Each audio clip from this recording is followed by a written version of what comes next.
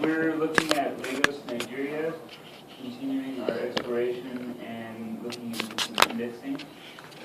Some of the items that we're going to cover are the locations of the slums throughout the city, and then how we arrived at the location that we're focusing on. Then we're also going to consider the climate, so wind, solar, radiation patterns. We're going to look at some of the major industries in the locality that we're focusing in. Fishing is a major one for people to live off of. And what it really comes down to is connectivity. So the location that we're going to focus on is, we go to the next slide. Yeah, so we don't have an overview, so I'm just going to use this to show you where we're looking at. The area we picked to focus on is an island down south here, and the only access is by boat currently. So for the people that are living there to go in, to get work, to go to the market, requires them to use a boat to get across. And access to public transportation, to education systems, to health facilities is going to be one of the primary considerations as it expands further. Can you bring my 2 slides up?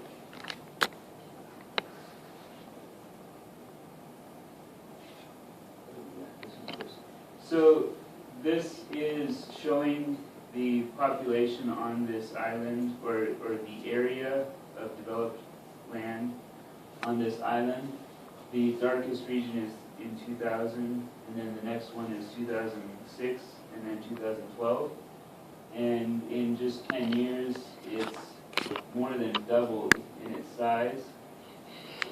This island is somewhat limited because as it's near the coast and it's fairly shallow slope and elevation, low elevation, it's subject to tidal flooding and other weather challenges. So that's going to determine the areas on the island that are still buildable, and I think we'll look at that some more. And it's divided into, as you see, 5 major locations where people are inhabiting / working. Next. So this is a start on the land use in the vicinity, and the green represents forest, the gray is development on the island, and yellow is some industry around the area. These points, I believe, are bus stops. So we're going to continue our exploration and index the relationship of where the people are in proximity to where the industries are that they may be a part of. We're going to look at fishing and the access to places to fish. We're going to look at people's accessibility to the public transportation system and thus to the city at large. And I think as we go on, the data that we had previously collected on Makoko and other regions of the city are going to help us to see how, as the density is really climaxing, the people need to go somewhere. And so where are they going to go? As people gain wealth, as they progress in the social hierarchy within the city, they're going to move to nicer places. But some people, they're not going to rise up to that higher income. So where are they going to go? They're going to go to other places where they can find a place to live, especially when the government is going to kick them out and not give them a place. And so I think this might be one of those types of places where people may go. Okay, so looking at the rivers and their slopes on here, the green areas represent a slope in comparison to the rivers and the areas around them of a slope of 0, which is, you can see, mainly is across the board. Anywhere where it deviates, such as red, yellow, oranges, they are slowly going up to a maximum slope of about 9 degrees, meaning that the rivers are essentially right on the land. There is no deviation between where the land stops and the river ends, such as a bank or a hill.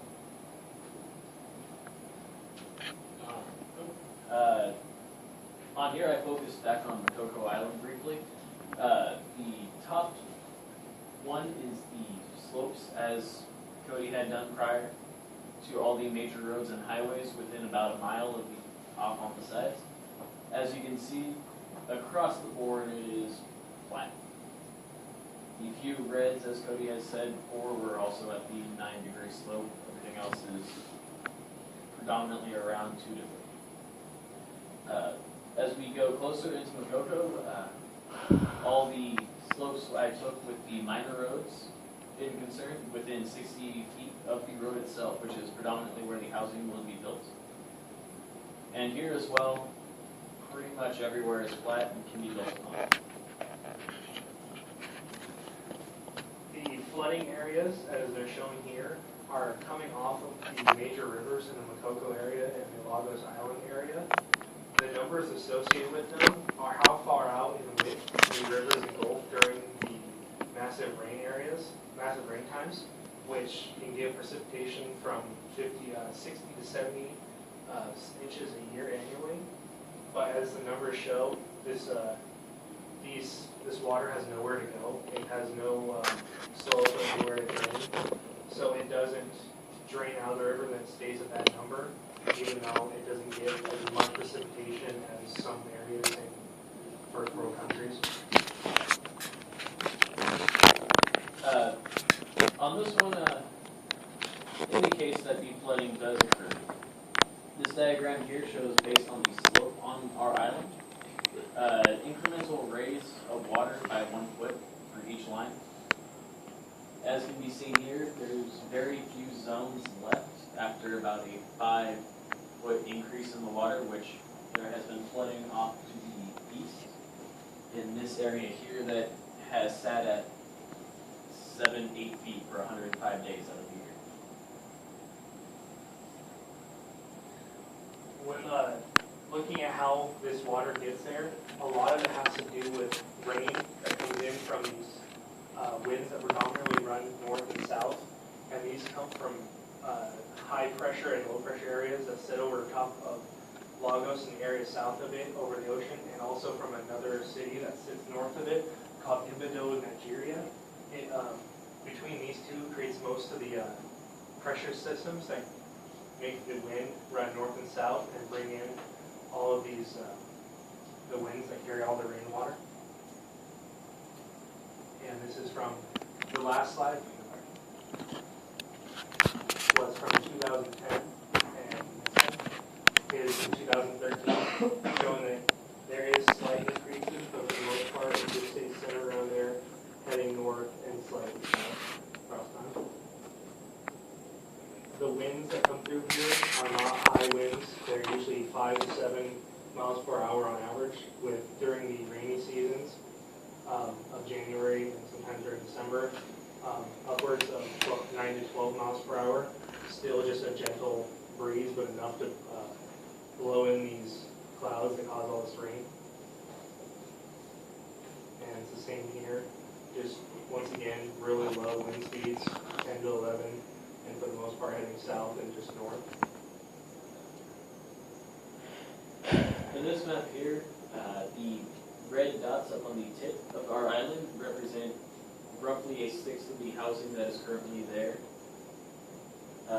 And the rippling marks are locations of the swamps and the raffia forests. So amongst those ripplings there will be the mangrove forests and the palm tree forests that encompass the entirety of the island. So as you can see here, this is actually a known mangrove swamp, and as such the water stands up on the ground and inhibits locations as to build. Now we got everything.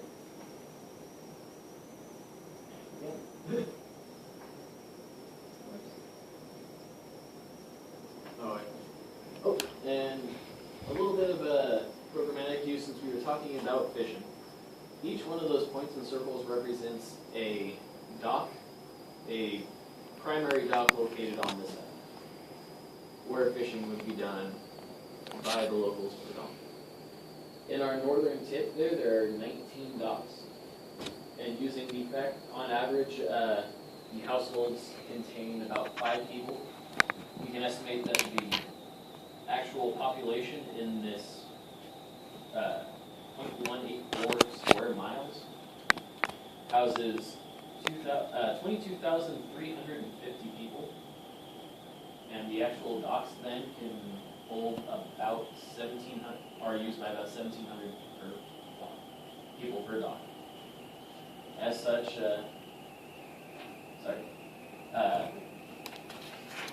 the lines there represent a lot of the fish that they would use to be for food, so catfish and white grouper a little bit further south on the coast.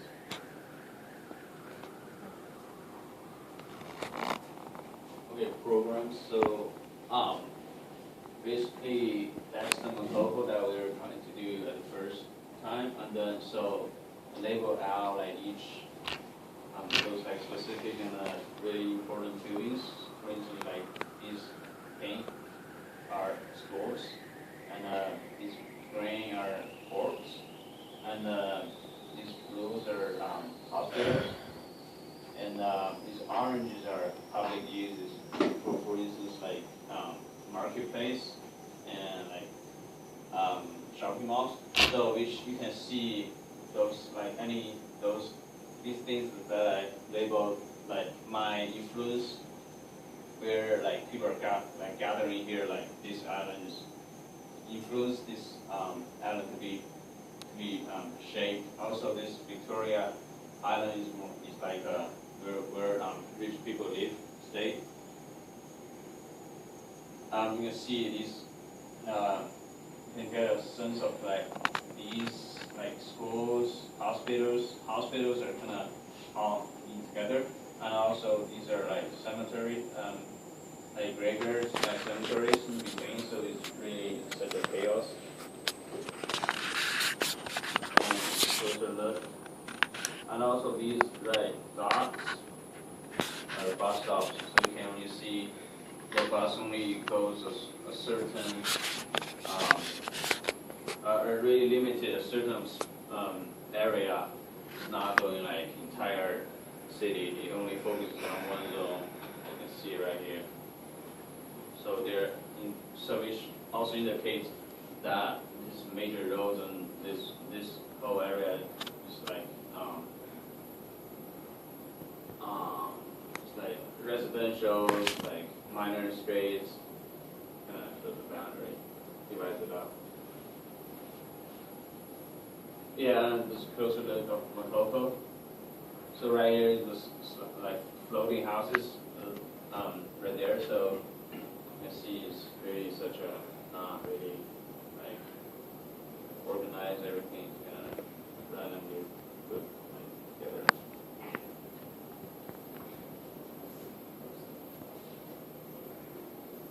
Okay, so talking about mobility and flows, we're going to look at the different levels of the map for the roadways, and this is just the combined one that we have together. The first image is the major highways that run through the city, and the second image is the major roads that connect to these highways. The first image is the minor roadways, and then the second image is the blocks that we are using for study purposes. And then from these, this is the post view of the mapping of the blocks. And then this goes into a study on the different road types that exist within those blocks. You can see there it is mostly type A and type B because there was an attempt to grid out the city when it was created, and then from there it kind of just started to expand up.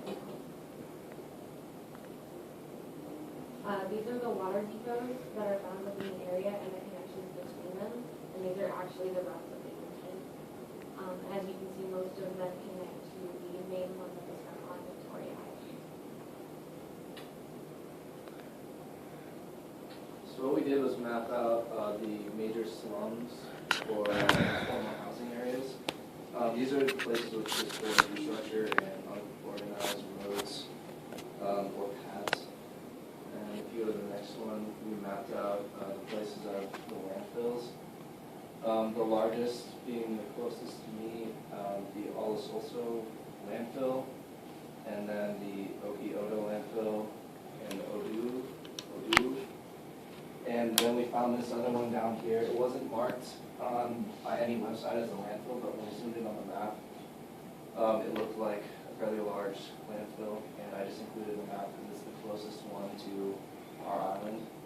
But the farthest away that landfill is like 15 miles, and the closest one is 9 miles. So we're just assuming that everyone on that island is just dumping into the water for the lagoon.